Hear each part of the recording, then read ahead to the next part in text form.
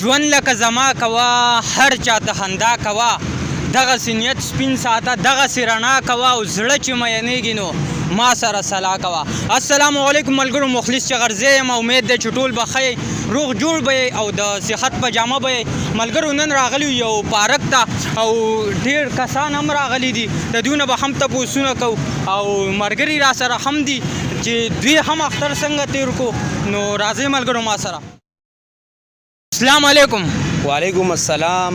مخلص چغرزی ستاسو ډیره شکریا دا کوم او چې په دې باران کې بیا تختر دویمه ورځ ده او تاسو موږ لراله ستاسو ډیره زیاته مهرباني ډیره شکریا دا کوم.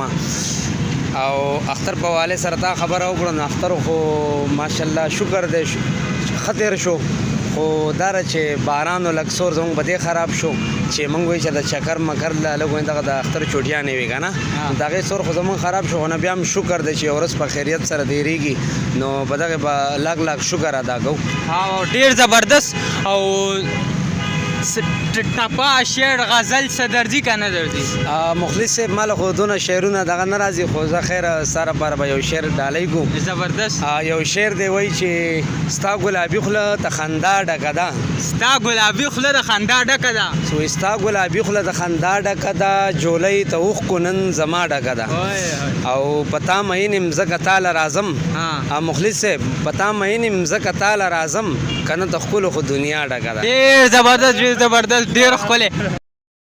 وعلیکم السلام. څنګه قاري صاحب ښه؟ شکر دی الله. سبق وایې که نه؟ کارونه اختر ښه څنګه تیر کو؟ اختر هو بالکل الحمدلله ښه تیر شو او د پړی ته اوس راغلي یوه غنټه کېږي. چکر مکر لرو ملګري وي راځئ ځو موږ چې لاړ شو چکر مکر ولګو. ښه ډېر زبردست. ټپه شعر غزل یا څه میسج؟ شعرونه خو دا شعرونه نه راځي شعرونه بل دا ملګری دی به ووایي فرمان کسکر خو ته نه به اواز څوک وباسي. ښه ملګري صاحب یو شعر را سره خیر یو شعر ووایه. ماله نه راځي یو شعر ووایه. نه راځي ماله نه راځي ماله شعر نه راځي. څه میسج؟ میسج نشته. وی نه بسترګې په ژوند ووینم ستا بیا، وی نه بسترګې په ژوند ووینم ستا بیا، نه به جوړه شي د زړه ورانه دنیا بیا، نه به جوړه شي د زړه ورانه دنیا بیا، او نه به زه درته په تمه لارې نسم، نه به زه درته په تمه لارې نسم، او نه به وینم نه به راشي ته د نازه په خندا بیا. او ای مخلص صاحب د رواج پنجرو کې بند شوه حیوبه، او مخ لیدې نشي د هغې دلربا بیا. ډېر زبردست ډېر زبردست.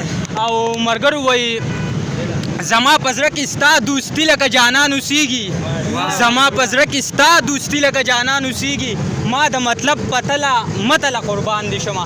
ډېره زیاته مننه ملګرو. دا وه زموږ نننۍ خپرونه او په را روانه ویډیو کې به انشاءالله تعالی دغه شان نورو ملګرو سره ملاویږو. د الله